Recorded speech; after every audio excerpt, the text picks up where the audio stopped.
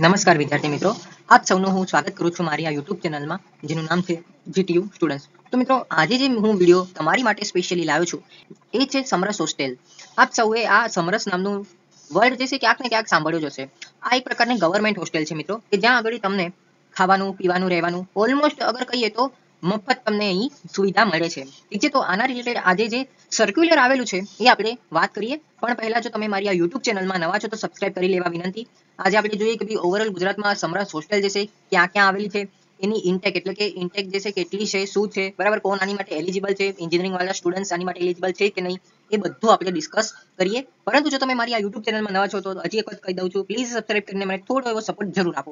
તો મિત્રો સર્ક્યુલર જે છે એવું કંઈ કહે છે કે કોલેજ કક્ષાના સ્નાતક, અનુસ્નાતક તથા અન્ય ઉચ્ચ અભ્યાસક્રમોમાં અભ્યાસ કરતા અનુસૂચિત જાતિ, અનુસૂચિત જનજાતિ, સામાજિક અને શૈક્ષણિક રીતે પછાત વર્ગ તથા આર્થિક રીતે પછાત વર્ગના વિદ્યાર્થી અને વિદ્યાર્થીનીઓ માટે 2025-26ના શૈક્ષણિક વર્ષ માટે સમરસ કુમાર અને કન્યા છાત્રાલય જે અમદાવાદ, ભુજ, વડોદરા, સુરત, રાજકોટ, ભાવનગર, જામનગર, આણંદ, હિંમતનગર, પાટણ, મોડાસા અને સમરસ કુમાર છાત્રાલય ગાંધીનગર ખાતે પ્રવેશ મેળવવા ઈચ્છતા તમામ વિદ્યાર્થીઓ પાસેથી આ એક લિંક છે, બરાબર, તેના ઉપર જઈને મેડિકલ સિવાય, બરાબર, તથા ગ્રુપ 2 માટે 23 મે થી લઈને 30 જૂન સુધી અને ગ્રુપ 3 માટે 23 મે થી લઈને 20 જૂન સુધી ઓનલાઈન અરજીઓ કરવામાં આવશે.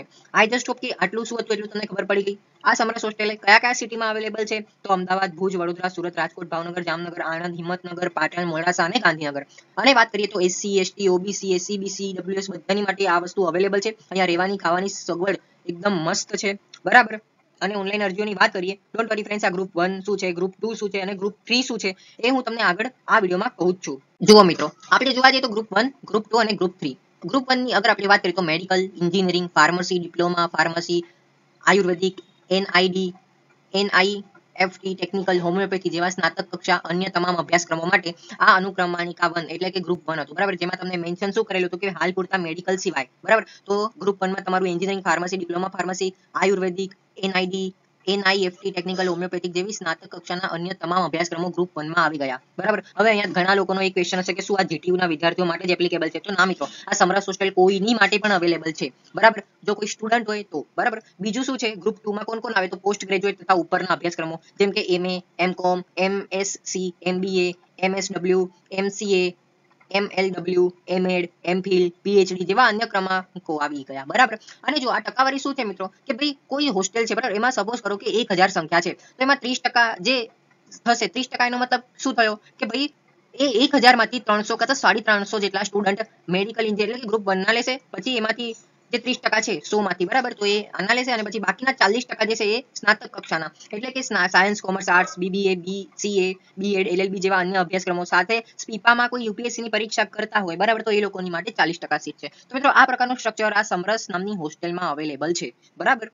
હવે આગળ આપણે વાત કરીએ તો એ સર્ક્યુલર ઉપર આપણે પાછા આવી જઈએ. જેમ કે મેં તમને કીધેલું હતું કે ભાઈ હું તમને કહું છું કે ભાઈ ગ્રુપ 1, 2, 3 માં શું હોય તો મેં એ તમને કરી દીધું. હવે સર્ક્યુલર વિશે વાપસ આગળ છે કંઈક કહેવા માંગે છે કે જુઓ, સ્નાતક કક્ષાના તમામ અભ્યાસક્રમોમાં કોઈ પણ વર્ષ કે સેમિસ્ટરમાં નવો પ્રવેશ મેળવવા માટે ધોરણ 12 ની ટકાવારી અને અનુસ્નાતક કક્ષાના અભ્યાસક્રમોમાં સ્નાતક કક્ષાના સમક્રમની ટકાવારી. હવે આમાં શું ખબર પડી મિત્રો તમને? હવે સપોઝ કરો કે હમણાં બીઈ બીટેક નું એડમિશન જે છે ચાલે છે, બરાબર. હવે સપોઝ કરો કે તમને જે પર્ટિક્યુલર કોલેજ મળેલી છે, બરાબર, તમે એડમિશન લઈ લીધું, પણ હવે એક પર્ટિક્યુલરલી કોલેજમાં હોસ્ટેલની ફેસિલિટી નથી, તો અહીંયા government as a Samras hostel તમને અહીંયા પ્રવેશ મળશે, બરાબર. આ હોસ્ટેલમાં તમને પ્રવેશ મળશે. પરંતુ હવે તમે બેચલર ઓફ એન્જિનિયરિંગમાં એડમિશન લો છો કાં તો પછી કોઈ પણ કોર્સમાં, તો તમારી જે છે એ ધોરણ 10 ની કાં તો પછી ધોરણ 12 ની તમારી ટકાવારીના પ્રમાણે લેશે. હવે જો તમે ડિપ્લોમા કરવા માંગો છો અને તમારે સમરસ હોસ્ટેલમાં પ્રવેશ મેળવવો છે તો તમારે ધોરણ 10 ની ટકાવારીના આધારે તમારું મેરિટ બનશે. અહીંયા મેન્શન બી કરેલું છે, બરાબર. ટકાવારીના આધારે મેરિટ આપવામાં આવશે.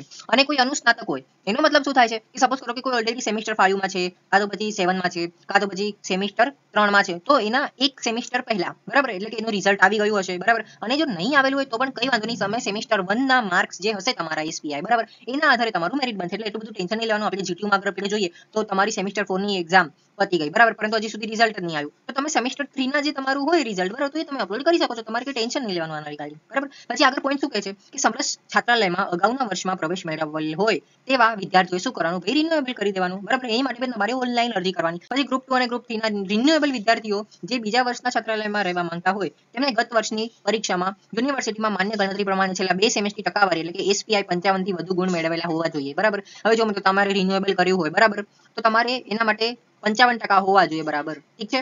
જ્યાં ટકાવારીના બદલે ગ્રેડેશન સિસ્ટમ આવતી હોય તો એને પર્સન્ટેજમાં કન્વર્ટ કરવાના. બરાબર. ગ્રુપ 1 ના વિદ્યાર્થીઓ માટે આ 50% છે. બાકી બીજા જે ગ્રુપ છે એની માટે 55 ની સ્કીમ લાગુ પડે છે.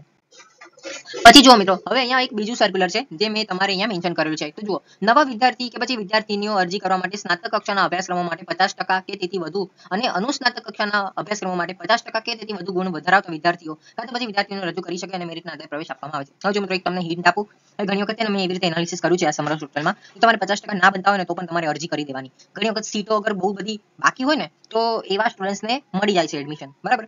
જૂના વિદ્યાર્થીઓ પૈકી કોઈ છાત્રાઓ બીજા વર્ષે પણ છાત્રાલયમાં ચાલુ લેવા માંગતા હોય તો તેમને ગત વર્ષની પરીક્ષામાં સ્નાતક ઉપરના 50% કે તેથી વધુ અને અનુસ્નાતક લેવલના અભ્યાસક્રમના 50% કે તેથી વધુ ગુણ યુનિવર્સિટી પરીક્ષામાં મેળવેલા જ દાખલ કરવામાં આવે છે, જ્યાં ટકાવારીના બદલે ગ્રેડેશન આપવામાં હોય છે. સમિતિએ 50% કે તેથી વધુના સમકક્ષ આવતા ગ્રેડેશનના ધ્યાનમાં લેવાનું રહેશે.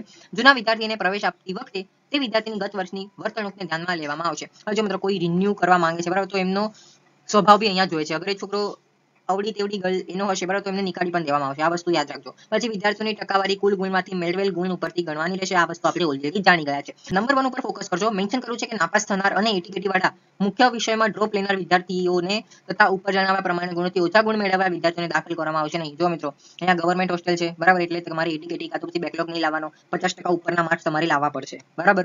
આ વસ્તુ તમે ધ્યાનમાં રાખજો. પછી બીજો પોઈન્ટ થોડો ઇમ્પોર્ટન્ટ છે એટલે મેં અહીંયા મેન્શન કર્યો છે કે ભાઈ આયુર્વેદિક, તબીબી કે એન્જિનિયરિંગના અભ્યાસક્રમોમાં ભણતા વિદ્યાર્થીઓ યુનિવર્સિટીની પરીક્ષામાં આખા કોર્સ દરમિયાન જો 3 વખત નાપાસ થયેલા છે તો તેઓને ખાસ કેસ તરીકે પ્રવેશ આપવામાં આવશે. હવે જો મિત્રો, આ તો વસ્તુ થઈ ગઈ છોકરાઓ માટે. છોકરીઓ માટે શું છે કે ભાઈ એટલા બધા નિયમો કડક નહીં હોય બરાબર, પરંતુ તમને થોડુંક એવું સમજીને અહીંયા સમરસમાં તમને એડમિશન મળી જશે. આફ્ટર ધેટ ચોથો પોઈન્ટ, જે અભ્યાસક્રમોના પરિણામો મોડા આવતા હોય તેઓની પરિણામ ન આવે ત્યાં સુધી જગ્યા ખાલી રાખવી અને પરિણામ આવ્યા બાદ પ્રવેશ આપવાનો રહેશે. હવે જેમ મેં તમને હમણાં જીટીયુનું ઉદાહરણ આપ્યું કે સપોઝ કરો તમે અત્યારે સેમિસ્ટર 5 માં આવ્યા બરાબર, હવે સેમિસ્ટર 4 ની તો એક્ઝામ તમે આપી. અહીંયા રૂલ્સ કેવું કહે છે કે હવે તમે સેમિસ્ટર 5 અને 6 માટે 1 વર્ષ માટે તમે અહીંયા સમરસ હોસ્ટેલમાં રહેવા માંગો છો બરાબર, પરંતુ હજી સેમિસ્ટર 4 નું રિઝલ્ટ જ નહીં આવ્યું. તો આમાં શું કહે છે કે જો તમારું સેમિસ્ટર 4 નું નહીં આવ્યું રિઝલ્ટ, તો તમારે સેમિસ્ટર 3 નું આપી દેવાનું.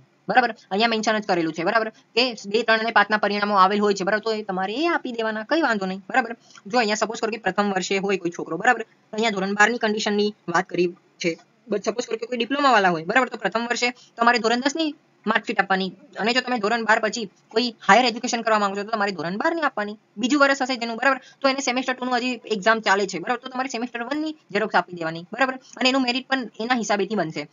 હવે ત્રીજા પોઈન્ટમાં ત્રીજું વર્ષ બરાબર, જેમ હમણાં જ મેં તમને વાત કરી, જો તમે સેમેસ્ટર 5 માં હશો બરાબર, તો સેમેસ્ટર 3 ની આપી દેવાની, કેમ કે સેમેસ્ટર 4 નું હજી સુધી રિઝલ્ટ જ નહીં આવ્યું હોય તમારું બરાબર, કેમ કે હજી તમે હમણાં તો એક્ઝામ આપી, ધેટ્સ વાય. અને પછી ચોથો પોઈન્ટ શું કહે છે કે છેલ્લું વર્ષ એટલે કે તમારું સપોઝ કરો કે ફાઇનલ યર હશે, તો તમે તો હમણાં સેમેસ્ટર 6 ની આપેલી છે એક્ઝામ, તો એનું રિઝલ્ટ હજી સુધી આવ્યું નહીં હોય, તો તમારે સેમેસ્ટર 5 નું પરિણામ આપી દેવાનું બરાબર, એટલું બધું કોઈ ટેન્શન નહીં લેવાનું આમાં.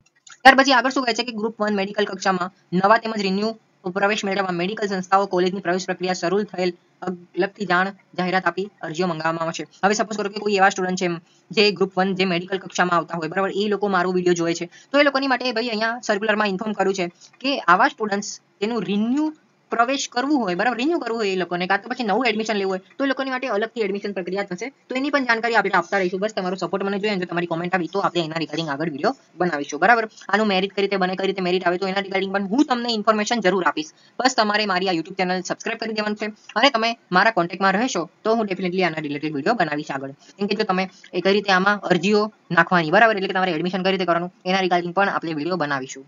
જો કે તમને ખબર જ હશે કે એડમિશન પ્રક્રિયા ઓલરેડી સમરસ હોસ્ટેલના રિગાર્ડિંગ ચાલુ થઈ જ ગઈ છે. પછી જો આ સર્ક્યુલરમાં મેઇન શું છે કે વિદ્યાર્થી દ્વારા કરવામાં આવેલ ઓનલાઈન અરજીના આધારે પ્રવેશ અંગનો હક દાવો કરી શકશે નહીં બરાબર. હવે જો કોઈ એવો સ્ટુડન્ટ છે જે જબરદસ્તી કરે છે બરાબર, તો એવું નહીં ચાલે બરાબર, કેમ કે આ ગવર્મેન્ટ હોસ્ટેલ છે. બીજું શું કહે છે કે ઓનલાઈન અરજીના આધારે પ્રવેશ માટેની પ્રોવિઝનલ મેરિટ યાદી પ્રસિદ્ધ થયેલી તેમાં સંસ્થાન મેળવનાર વિદ્યાર્થીઓની વેબસાઇટ પર દર્શાવેલા સમયગાળામાં સમરસ છાત્રાલય ખાતે અસલ પ્રમાણપત્રોની ચકાસણી કરવાની રહેશે. ત્યારબાદ સંબંધિત સમરસ છાત્રાલય દ્વારા પ્રવેશ નિયત કરવામાં આવશે. હવે જો મિત્રો, તમે ઓનલાઈન એપ્લિકેશન આપી દીધી, એના પછી તમારું મેરિટ બનશે. હવે જો તમારું મેરિટમાં નામ હશે તો તમારે સમરસ એક પર્ટિક્યુલરલી હોસ્ટેલમાં જવાનું અને તમારું અસલ જે પ્રમાણપત્ર હોય તમારી જોડે, ઝેરોક્સ હોય તો ઝેરોક્સ, બરાબર, જે કઈ વસ્તુ માંગે, જેમ કે જાતિનો દાખલો, તમે કયા કોલેજમાં છો, એનું રિઝલ્ટ, એ બધાની વિગતો તમારે ત્યાં આગળ જઈને તમારું ઓફલાઈન એડમિશન કરાવવાનું રહેશે. એટલે તે લોકો તમને ચાવી આપશે કે ભાઈ આ રૂમમાં તમે રહી શકો છો, એ રીતે, બરાબર. ત્યારબાદ સંબંધિત સમસ્ત છાત્રાલય દ્વારા પ્રવેશ નિયત કરવામાં આવશે. જો કોઈ છાત્રની ઓનલાઈન ફોર્મમાં ભરેલ ટકાવારી, અસલ માર્કશીટની ટકાવારીમાં તથા લાયકાત અંગેના પ્રમાણપત્રોમાં તફાવત થશે, તેવા છાત્રોનો પ્રવેશ રદ કરવામાં આવશે. કોઈએ ગપ્પા માર્યા હોય, ખોટું લખ્યું હોય, બરાબર, તો એ લોકોને તો ત્યાં જ કેન્સલ કરી દેશે, બરાબર. પછી શું કહે છે કે સમરસ છાત્રાલયમાં જે જિલ્લામાં આવે છે તે જિલ્લાની કોલેજ ખાતે અભ્યાસ કરનાર છાત્રો પ્રવેશ પાત્ર ગણાશે. હવે આ મેઇન પોઈન્ટ છે. સપોઝ કરો કે કોઈ અમદાવાદમાં રહે છે એના મમ્મી પપ્પા જોડે, કાં તો પછી મામા મામી જોડે. હવે સપોઝ કરો કે એની કોલેજ દૂર આવેલી છે, સપોઝ કરો હિંમતનગરમાં. તો મિત્રો આ કેસમાં તમારે હિંમતનગરની જે સમરસ હોસ્ટેલ છે ત્યાં જ તમારે સમરસ હોસ્ટેલમાં એડમિશન લેવાનું. તમે અમદાવાદમાં ના લઈ શકો, ઠીક છે. આ વસ્તુ તમે ધ્યાનમાં રાખજો. એટલે જ અહીંયા મેન્શન કર્યું છે કે સમરસ છાત્રાલય જે જિલ્લામાં આવેલ છે તે જ જિલ્લાની કોલેજ ખાતે અભ્યાસ કરનાર છાત્રોનો પ્રવેશ ગણાશે. પછી આગળ શું કહે છે સર્ક્યુલરમાં કે વિદ્યાર્થીઓએ ઓનલાઈન અરજી કર્યા બાદ અરજીની પ્રિન્ટ નીકાળી તેની ખરાઈ કરી લેવાની રહેશે. ખરાઈ કરી લેવાની એનો મતલબ શું છે કે ભાઈ તમારે એની ઝેરોક્સ કાઢી લેવાની છે, બરાબર. જો કોઈ અરજીમાં ભૂલ જણાય તો વિડ્રોલ એપ્લિકેશનની મદદથી જૂની અરજી રદ કરી નવેસરથી અરજી કરવાની રહેશે. હવે તમે જુઓ, મસ્ત એવું સમરસ હોસ્ટેલમાં એડમિશન લઈ લીધું, બરાબર. પછી તમારે ખબર પડી કે યાર મારો આ કઈ લોચો ભર્યો, તો હવે તમારે ફરીથી નવું અરજી કરી દેવાની, અને પરંતુ જે તમારી પાછળની અરજી છે, બરાબર, એને વિડ્રોલ કરી દેવાની. જો તમે વિડ્રોલ નહીં કરો તો તમારી અરજી થશે જ નહીં, કેમ કે તમારે એમાં આધાર કાર્ડ નંબર માંગે છે, મોબાઈલ નંબર માંગે છે, બરાબર. તો ઓલરેડી એક વખત રજીસ્ટર્ડ હોય તો બીજી વાર નહીં થાય તમારું, તો તમારે પહેલી અરજીને વિડ્રોલ કરી દેવાની. પછી શું કહે છે કે જાહેરાતની અંતિમ તારીખ, એટલે કે તારીખ બાદ અરજીમાં કોઈ પણ સુધારા વધારા કરી શકાશે નહીં. આ વિડ્રોલ એપ્લિકેશન ક્યાં સુધી થશે? તો જે ડેટ મેં હમણાં તમને સૌથી પહેલા કીધી એ ડેટના અંદર જ તમારું થશે, બરાબર. આ વસ્તુ તમારે ધ્યાનમાં રાખવાની. જો ડેટ અગર એક્સટેન્ડ થશે તો તમે કરી શકો છો, અગર એક્સટેન્ડ જ નહીં થઈ ડેટ તો તમે પછી કંઈ નહીં કરી શકો, વિડ્રોલ પણ નહીં કરી શકો, બરાબર. પછી શું કહે છે કે ઓનલાઈન અરજી ભર્યા બાદ કોલેજ કાં તો યુનિવર્સિટીના સ્થળમાં ફેરફાર થવાના કિસ્સામાં વિદ્યાર્થીની અરજી ધ્યાને લઈને નિયમ અનુસાર અન્ય સમરસ છાત્રાલય ખાતે અરજી ટ્રાન્સફર કરવામાં આવશે. હવે જો મિત્રો અહીંયા જીટીયુમાં કેવો રૂલ્સ છે કે ભાઈ તમે કોલેજ જે છે ટ્રાન્સફર કરી શકો છો, બરાબર. એવી રીતે કદાચ બીજી યુનિવર્સિટીમાં પણ હશે. તો આવા કેસમાં કોઈ છોકરાએ સમરસ હોસ્ટેલમાં લીધું હોય એડમિશન, તો મિત્રો એવા કેસમાં તમારે સમરસ હોસ્ટેલમાં પણ ટ્રાન્સફર તમને ઇઝીલી મળી જશે. આ પોઈન્ટ એ કહેવા માંગે છે. પછી શું કહે છે કે સમરસ છાત્રાલયના પ્રવેશ અંગેના નિયમો તેમજ વધુ વિગતો ઉક્ત દર્શાવેલ વેબસાઇટ પર દર્શાવવામાં આવેલ છે, જેનો સંપૂર્ણ અભ્યાસક્રમ કરી છાત્રોએ ઓનલાઈન અરજી કરવાની રહેશે. વધુમાં પ્રવેશ અંગેની કોઈપણ માહિતી માટે વેબસાઇટ પર દર્શાવેલ સંબંધિત જિલ્લામાં આવેલ સમરસ છાત્રાલયનો સંપર્ક કરવાનો રહેશે. ગ્રામ્ય વિસ્તારના છાત્રો ઈ-ગ્રામ મારફતે પણ પ્રવેશ માટેની ઓનલાઈન અરજી કરી શકશે. હવે મિત્રો આ પીપીટી જુઓ. અહીંયા મેન્શન કર્યું છે કે location wise Samras hostel and caste wise approval seats across Gujarat. એટલે કે અહીંયા મેં તમને સૌથી પહેલા નંબરના સ્લાઇડ ઉપર મેં તમને કીધું હતું, જેમ કે અમદાવાદમાં બોયઝ અને ગર્લ્સ માટેની સમરસ હોસ્ટેલ છે, સુરતમાં પણ છે, આણંદમાં પણ છે, ભાવનગર, ભુજ, ગાંધીનગર, હિંમતનગર, જામનગર, પાટણ, સુરત, રાજકોટ અને વડોદરા, બરાબર. તો આ બધામાં સમરસ હોસ્ટેલની ફેસિલિટી છે. હવે ઇન્ટેકની વાત કરીએ તો સૌથી પહેલા હું તમને એક જ ઉદાહરણ આપું, બરાબર. એ પ્રમાણે તમે જોઈ લેજો, કેમ કે હું અગર બધાનું એક્સપ્લેન કરવા જઈશ તો વિડીયો અગેન બહુ લંબો થશે. સપોઝ કરો કે હું અહીંયા તમને અમદાવાદનું અગર ઉદાહરણ આપું તો અમદાવાદમાં બોયઝ માટેની કેપેસિટીની વાત કરીએ તો 1000 સ્ટુડન્ટ આ સમરસ હોસ્ટેલમાં પાર્ટિસિપેટ કરી શકે છે, એટલે કે અરજી કરી શકે છે. જેમાં એસસી કાસ્ટના કોઈ હોય તો એમને 150 સીટ આપવામાં આવશે. એસટી ક્લાસના હોય તો 30%, એટલે કે 1000 માંથી 300 સીટ.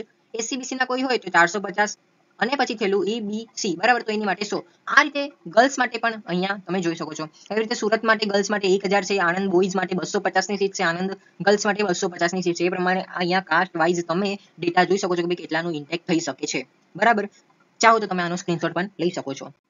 ત્યાર પછી જુઓ, હવે જેમ મેં સૌથી પહેલા સર્ક્યુલરમાં તમને કીધું કે ભાઈ અગર કોઈને કઈ ઇન્ક્વાયરી હોય, બરાબર, જેમ કે અમદાવાદમાં કોઈ બોયઝ હોસ્ટેલના રિગાર્ડિંગ, સમરસ હોસ્ટેલના રિગાર્ડિંગ કોઈ પૂછવા માંગે છે કઈ, તો ભાઈ મારે કોને કોન્ટેક્ટ કરો? તો અહીંયા કોન્ટેક્ટ નંબર પણ આપવામાં આવેલો છે અને ઈમેલ આઈડી પણ આપવામાં આવેલો છે. પ્રોફેશનલ ઈમેલ આઈડી કરવાનો, બરાબર. જો તમારે કઈ ઇન્ક્વાયરી હોય, તમારે કઈ પૂછવું હોય તો એનો પણ ડેટા મેં અહીંયા તમને પીપીટીમાં શેર કર્યો છે, કે જેથી કરીને તમને કોઈ તકલીફ ન થાય. અને આ ડેટા મેં ઓફિશિયલ જે વેબસાઇટ છે સમરસ હોસ્ટેલની એનામાંથી લીધો છે, તો તમારે એટલું બધું ટેન્શન નહીં લેવાનું કે ભાઈ હું આ ડેટા ક્યાંથી લાવું, ફેક તો નથી, આમ તેમ, બરાબર.